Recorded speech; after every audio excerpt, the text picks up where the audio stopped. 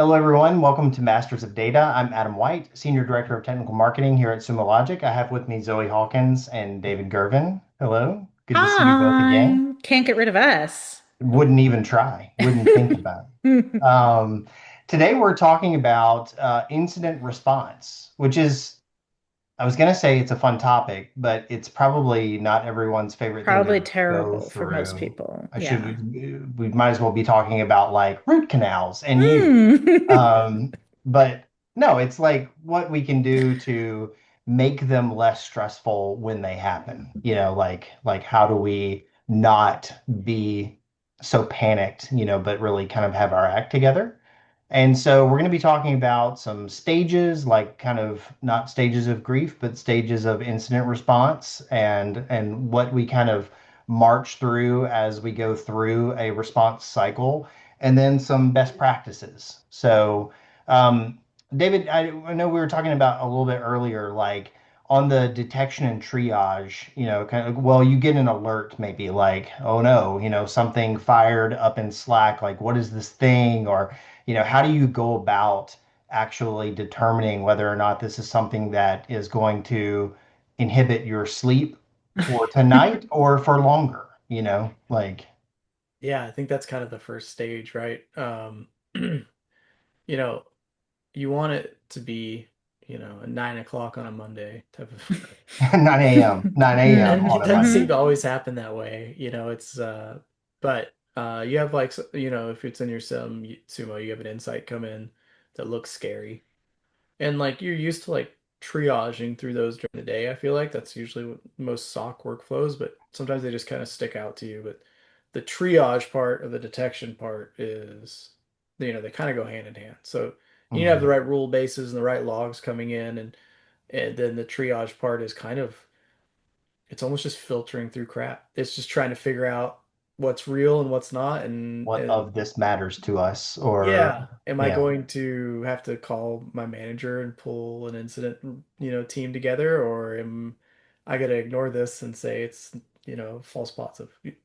And It's probably one of the most stressful parts. Yeah. and question on that. So like obviously if you have your SIM set up and tuned and all of that, it's going to send you an alert. What about when like, we have a channel here at Sumo Logic, like tell the sock or ask the sock or poke the sock, whatever the channel is called. But basically, where I can be like, hey, I clicked an email that might not have been a good idea, or like, like, oh, my phone, whatever, I lost my phone and I have login credentials on there. Like, whatever the case may be, you can kind of poke the sock here. And I think at a lot of companies where you can kind of raise your hand and be like, see something, say something, like I did something myself, or I saw someone else do something suspicious. Like, are those equal in the eye of the sock when they're getting these kinds of alerts or pings? I think they can be. Hmm. I think if you have that good enough security culture where you have people turning themselves in, which is a good security culture, it's like Is when that they're what I'm scared. doing when I'm like, I Yeah. just have oopsies? this image of, Yes. cuff me, Yeah. Yeah, I I mean, did it. It's if you me. don't think you're getting screamed at, you're a lot more likely to be like, I clicked on some shit, like, Yeah. so that's a lot better. I think it also like it's you're going through the same triage stuff. Like if you Hmm. know how your company is and you see the person and you're like, yeah, this guy clicked on something bad, or you're like, nah, they're probably just being paranoid. Hmm. Like if I ever touched the sock and like, hey, can you check the logs for this? Because I just I looked at this and it looked fishy. It's almost always like, Dave, that's not a phishing email. You're just hyper, paranoid about everything.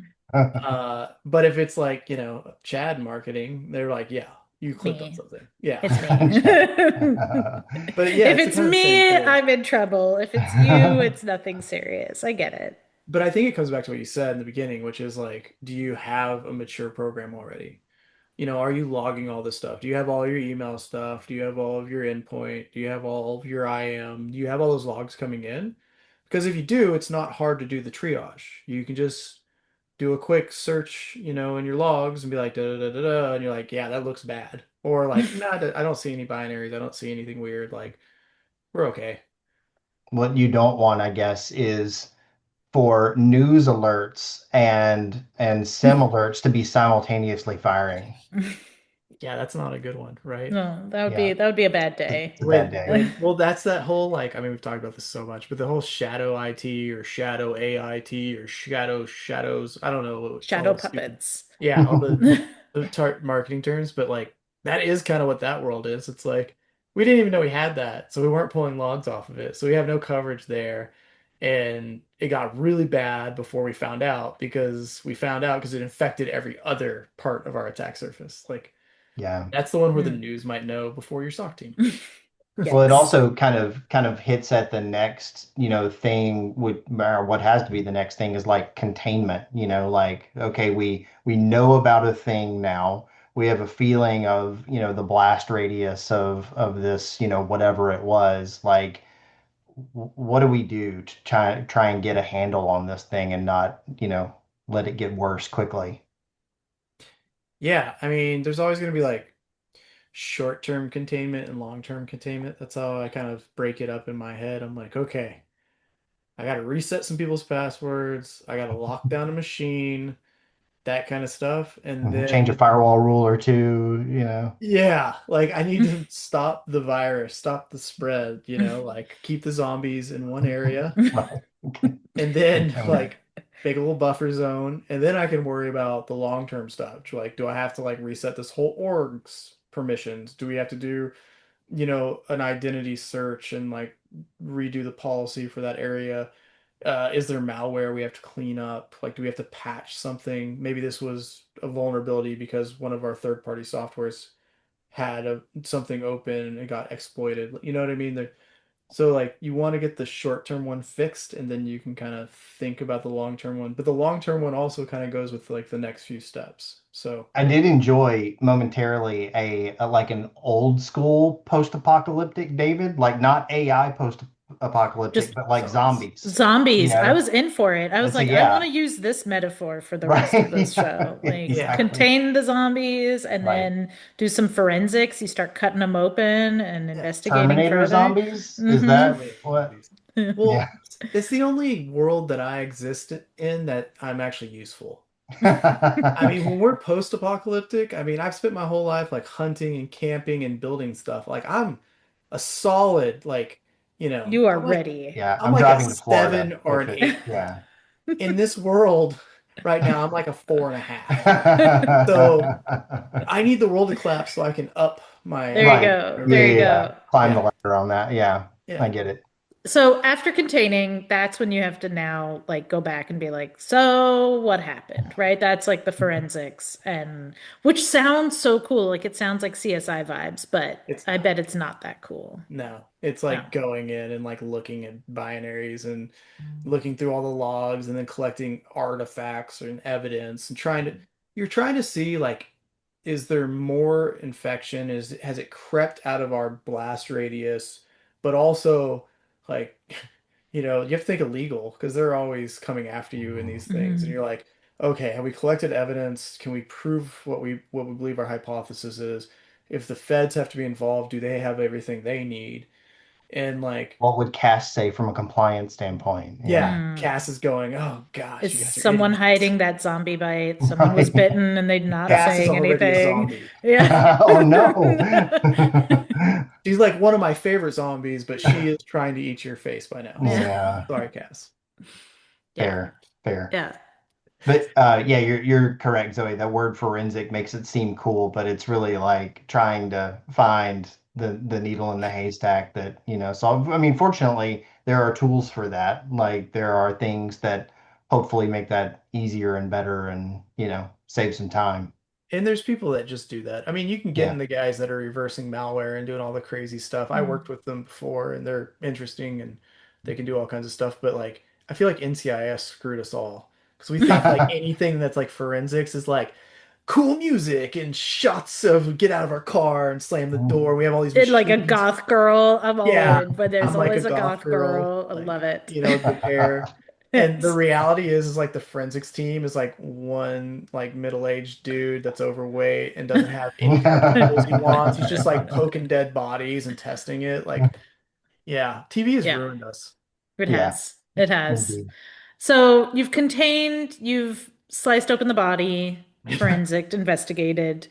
And now what? Now you have to fix it, right? You have to Yeah. recover. But I mean, is there recovery in this kind of thing? Like, what does Yeah. recovery even mean? I have I a mean, I think, question about like specific to that, David. Like some of the things it feels like in this process may have been business interrupting, like part yeah. of the recovery might be like, all right, we had to like s- trying not to go down metaphors like stop the bleeding, or, but like, we had to stop these functions from happening in the business potentially to make sure we didn't have bigger problems.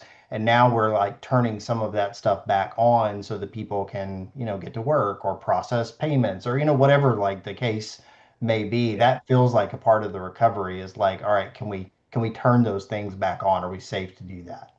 Yeah, I think the recovery also is like the long-term patching. They kind of go hand in hand.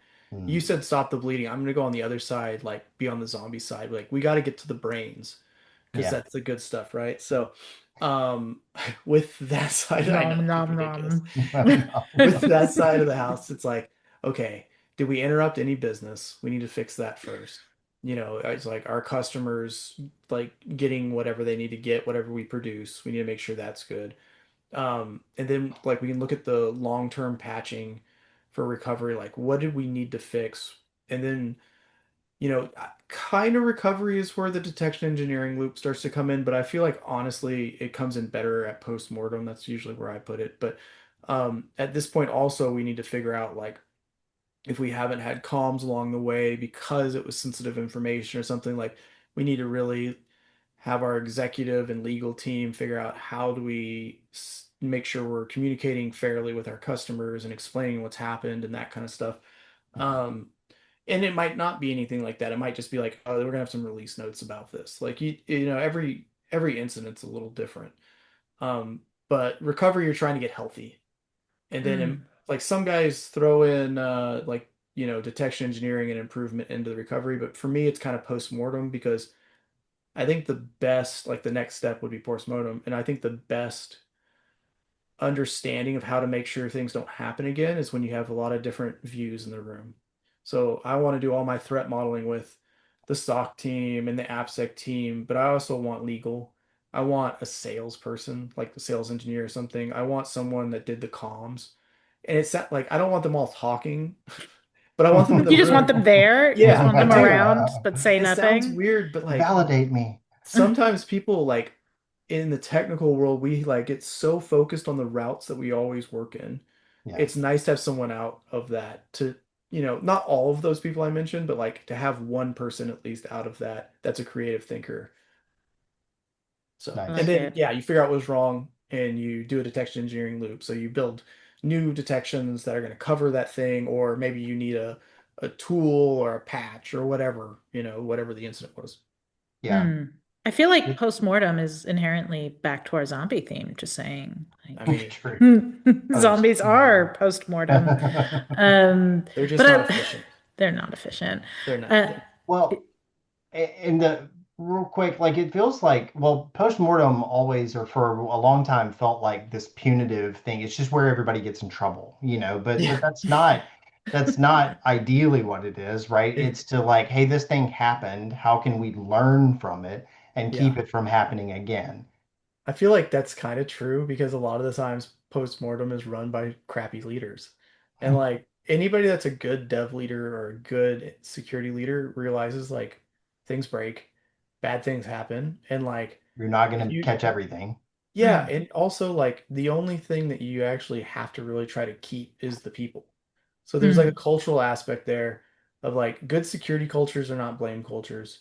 Even if someone made a mistake, if they weren't malicious, like it's a learning experience. We don't need to like light them up in postmortem. And I've been in especially dev meetings for some reason where like someone made a mistake and like people are just lighting them up in the meeting and I'm like, dude, you gotta chill. I'm like slacking them like mm. because like Relax. I mean, maybe that person is horrible and they need to leave, but most of the time they just made a mistake. And if you build trust in the post-mortem, you're going to get a lot more people actually saying things, and that's how you improve your company's posture. So, Yeah.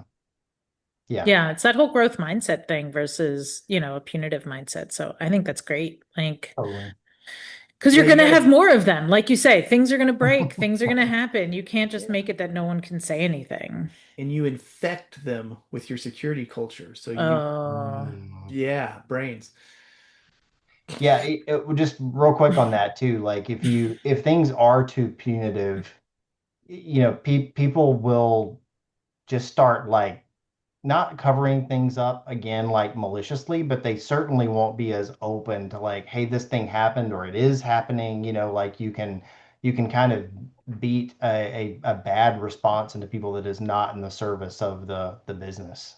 They will cover things up, and they yeah. will like because they're scared they're gonna get fired, and they will, try to like move things around or maybe delete some logs or something like Hmm. that, and it does happen. And I think that's even scarier because let's say you have an incident and you get all the way through, but someone covered their mistake up because they didn't want to get in trouble. And that was the evidence you needed to mature your security posture. Yeah. Now you're Yeah. stuck in a way that you're like, I don't know how this happened. It's going to happen again. And especially with like, I hate to use the buzzword, but especially with like AI attacks. Now we have like some of these attack vectors that can be just hit again with small tweaks incredibly fast. So Yeah. if, Mm, if you're not figuring out like where your holes are because someone's worried they're going to get punished, you know, Yep. yeah. you're in a bad Yeah.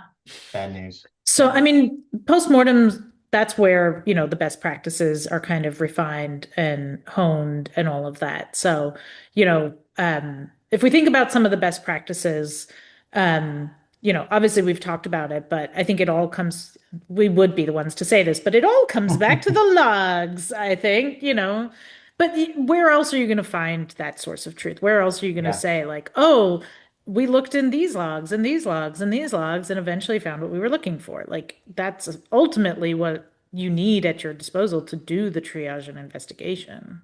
Yeah, I mean, without logs, there's no visibility. And that's just the truth. Like people can, I mean, I remember when we were like talking about we're gonna move away from logs and XDR and all that stuff, and I'm like, yeah, okay. Those people weren't security people, they were Not marketing completely. people, guaranteed, because Yeah. they have never sat in any type of incident, whether it's just dev or security, because what are you doing? You're going through the logs in both of them. Yeah. Yeah. Yeah, I always tease my husband because he's a engineering director at a company and like it just is always funny when he's telling me about his day and like, oh, and then this thing broke and we had to go figure it out. And like it's almost become a cliche now. I'm like, in the logs? And he's like, yes, where else was I? Yeah. Like Of like he course doesn't I was even in the put that in the log. Yeah. story, but like, now that based on where I work, I'm like, is this a log story? Like, do tell me more. Like, That's really funny. And, It is and it's one of those things with logs too. It's kind of like better to have it and not need it than need it and not have it. I mean, really from like a ingest standpoint and what you are pulling into a SIM, for example, like can you have too much in there when you're trying to? Yeah, like from the actual sim side and like to preface Preface? Hmm. words, Hmm. Words. audience, people that are watching. Sumo, we call our sim, which is our correlation engine. So those are the normalized rules and everything. We call the log side the core platform, I think. We keep Good changing it. job. I Good don't know. job. Great Yeah, job. sure. Keep I'm in going. marketing, right? Let's Mm-hmm. go. Crushing it. So I think like bringing everything in you can is important when you hit those moments because you're like, I just needed that. But like also knowing like, okay, I didn't need these dev logs, but I only need them for 7 days, and I need these Mm. logs Yeah. for a long time because there's a chance we have an incident. Like, my IAM logs or something are going to be important.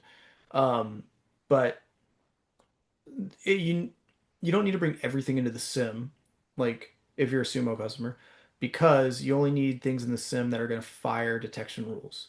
Yeah. But bringing everything that you can into your like core platform area is important, especially for the incident response, the triage, that kind of stuff, because those detection-based logs are going to lead to other logs in the organization that you're going to want to use to prove your hypothesis. Yeah. Yeah, that makes a lot of sense. And I think, there is that have what to need, but to have and not need kind of Yeah. Yeah. situation. Like you don't want to be a log hoarder situation, like I know it's expensive and all of that, but then there's also like some compliance rules as well. Like sometimes you're in a regulated space and you do need to have the logs going back 7 years or whatever it is. Like you need to Yeah. be able to prove this, or, even as your company changes and, is publicly traded or not publicly traded, like those rules can shift, but you still need to be auditable and you need Hmm. to still comply with those regulations. Yeah. So I think there's sometimes we get to be hoarders for logs. Just, Right. I'm just Right. saying, you get to Yep. write it off as like a compliance requirement. Exactly. David, you kind of touched on this a little bit earlier, but like from the people side, incident response is like it's not an individual sport, it's a team sport, So you were talking about, kind of having all of those people in the post-mortem.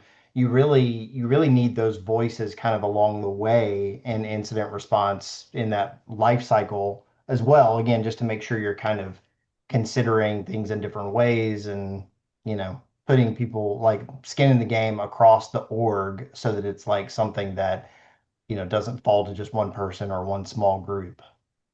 Yeah. I mean, diverse thought process is always important, right? Yeah. So we all solve problems differently, and it's good to have people in the room that are thinking about different things than you are. Maybe not always in the chat. We've talked about this. Like Hmm. for me, like I don't want execs in my incident, in my war room because they're Is it gonna, fixed? Is it fixed? Is it fixed? Is it yeah, fixed? or they're Hey, gonna start. checking in. It would be really great if you could fix this. Yeah. They're like gonna find some vulnerability like as they're on LinkedIn and paste it into the war room. Like, is this affecting us? And like, I'm gonna strangle you. So please Yeah. get out of here. It's So about to affect you right yeah. now. Yeah. So We I don't think it's normally like, include HR, but we might this time. yeah, yeah, yeah, Yeah. right. I I think having like, some segmented space for what you're trying to get done, like it might be worth having your, kind of threat modeling group or and then your like comms group for the executives and then have your working group. I think Yeah. it's good to kind of split those people up a little bit. Just because Yeah. especially if some of your team's been up since 3 o'clock in the morning, Right. the day before. Nerves are n- frayed. You Yeah. don't want and to give the I, finger to the CISO on Zoom. And I think that's the thing as well, like, that the conversation that you're having in that comms channel, just as someone who works kind of on more of the like marketing comms PR side of things, is like, hey, are there news articles going out about this Yeah. specific, like, are we in the news? How do we want to respond to that? The devs and the SOC engineers, they don't need to hear about that. Like, that's not No. going to help them work better. But, Yeah. the executives and the legal team and finance or whatever need to be in the loop. Or, if, I mean, this was something, and we have a blog about this that we can put in the show notes or something, but there was a whole, when we kind of looked at this from a Sumo Logic perspective, you also want finance in the loop in case you're like, oh, we actually need to go get some logs from this other source, which is going to cost us some money. Finance, excuse me, can you please can you please Yeah. approve this real quick? And Yeah. like having the CEO and the COO and finance and whoever needs to be in the loop in that comms channel, not interrupting the people who are, doing the investigation, but in a separate channel being like, write the check and let's Yeah. get this tool that we need to unlock the next stage of investigation. Those conversations need to happen, but probably not in the same Slack room, at least. Yeah. Yeah, and there's like almost like this on-call thing that needs to happen. So you need like you said, like maybe finance or law, Hmm. or HR if we're gonna have to arrest someone or whatever. Um, it happens. The other one though is like admin superpowers. So like Mm. I've been in incidents where you can't do anything because you don't know who owned that, cluster and you don't have admin rights to get in there and do something. And you have to like call IT and try to get IT to figure out who has this and like, it just gets to be a nightmare. So it's like you need to have some people maybe that aren't working the incident, but that are on call. So you can just be like, "Hey, IT guy, give me admin for this," type of thing. So Yeah. that's Yeah. another thing to think about is And access. and that goes into one of our next best practices, actually. So great segue, David. Thank you.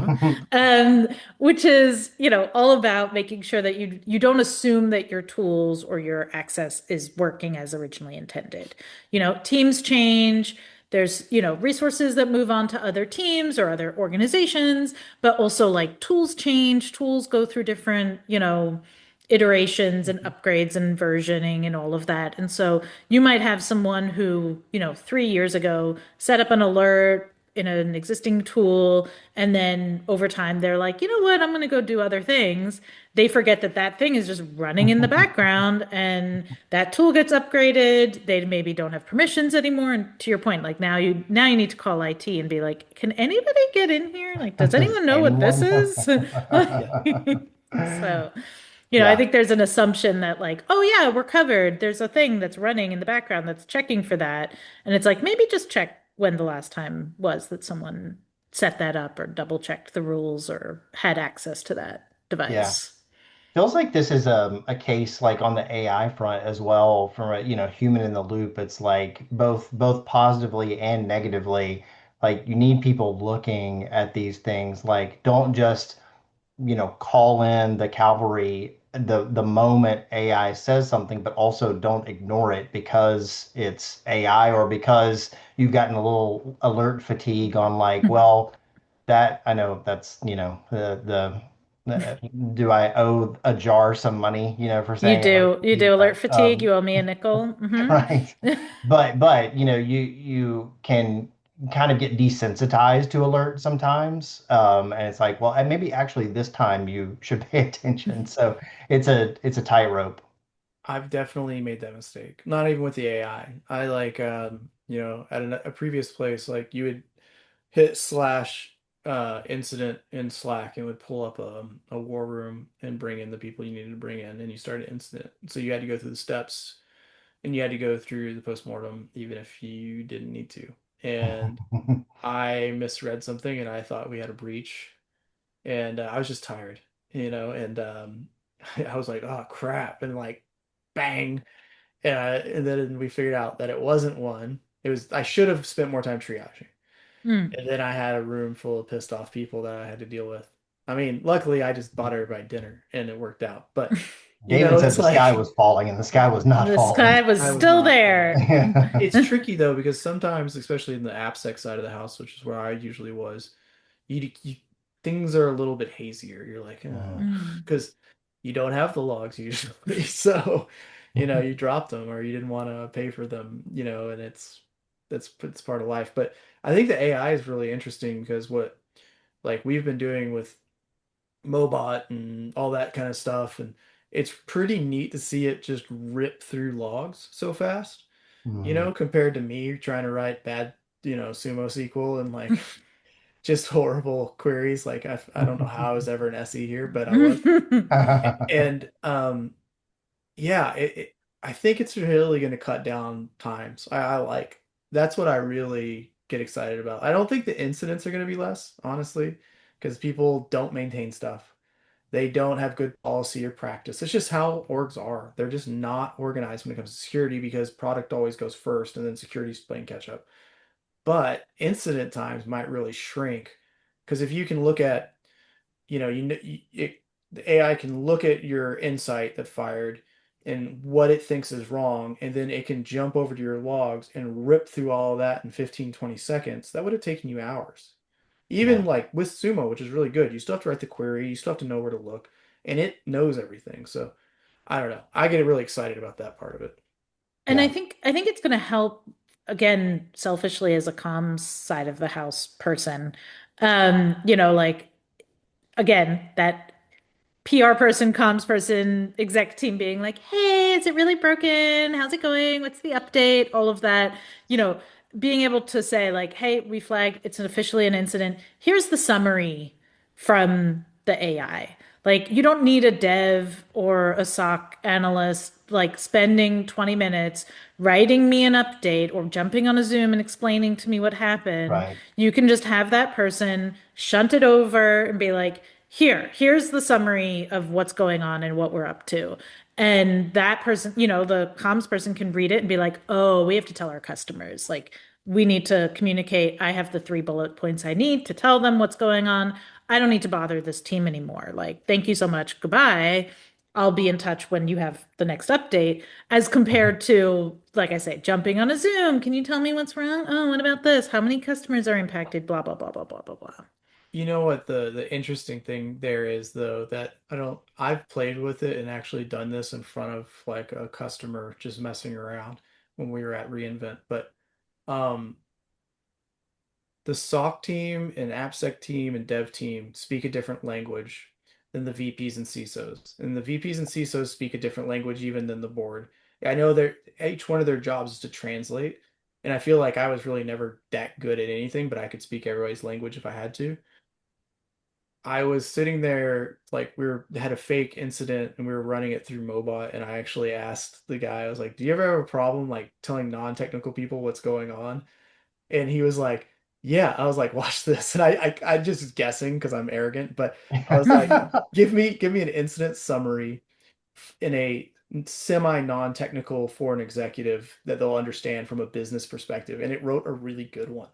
That's And awesome. the guy was like, "That's worth its money in gold." I was like, "I know." There's always this Right. trying to make that translation from like SOC team or AppSec team to like someone who's a CMO or a CTO is always like there's a gap there. Yeah. They don't care about what binary or what attack person chain. Oh, this was an Eastern European ransomware gang called Milla Vanilla, and like it's like no one cares. It all sounds fake to me. Like it Yeah, Right. all sounds Yeah. like absolute, gobbledygook. So yeah, no, I love that because also like that's the next step is like not just translating it internally to your stakeholders, whether that's, your executive team or your comms team or whatever, but it can also go all the way, to like, how do you express this to your customers? Because maybe your customers are technical, but like they don't need to know the ins and outs of how you yes. found this or what's going on. They need to know, like, am I impacted? What do I need to do? Do I just need to rotate keys? Do I not have to do anything right now? Like, what's Be happening? clear, be, not alarmist, like really just kind of like, here's what happened. Here's the impact. Yeah, Mm-hmm. it is super interesting. All of those kind of different ways that you have to communicate an incident. It's tough to get it all right, but that's cool, David, what you're talking about, like how it kind of spit that out for you. LLMs Um, are really good at that. That's one yeah, thing they I'm Mm-hmm. are. impressed with. But I think you hit something there that's important is like the non-alarmist thing. Like you shouldn't just throwing it out there unless you got a rock star. You shouldn't let anybody on your security team tell your customers anything. Mm, I know Mm-hmm. you think you're showing through transparency, but they don't speak the same language. They're seeing it from the worst side of it too. You need yeah, to be transparent with your customers, tell them what actually happened and how to fix it if they need to do anything on their end. Um, but you don't need to go in all these crazy details that are going to make them even more stressed? So yeah. there is that like real delicate balance there. I never really grasped that until I was kind of more on this side and I like got to watch people like Zoe talk to people and everything else. And I'm like, I've mishandled this a lot in my life. Post-mortem in your own head of your own Yeah. experiences. There's a I've lot shown that goes customers on in there actual that I zombie have those photos. days. Yeah. Yeah, yeah. Yeah. Yeah. There's a lot of no-goes in there. Well, this has been a really fun conversation about what can be a difficult event sometimes, but yeah, hopefully between the different steps and the best practices, it's been useful and it can make an incident response cycle go better for our audience. Better is what we hope for. Better, So fewer zombies in your fewer in your zombies. in your apocalypse. That's right. Thank you Or all more. for. Oh, well, yeah, or right. Or more, depending on what side you're on. Yeah, You haven't been exactly. dead yet. Right. Thank you all for tuning in again to Masters of Data. We've enjoyed spending time with you, and we'll see you on the next episode.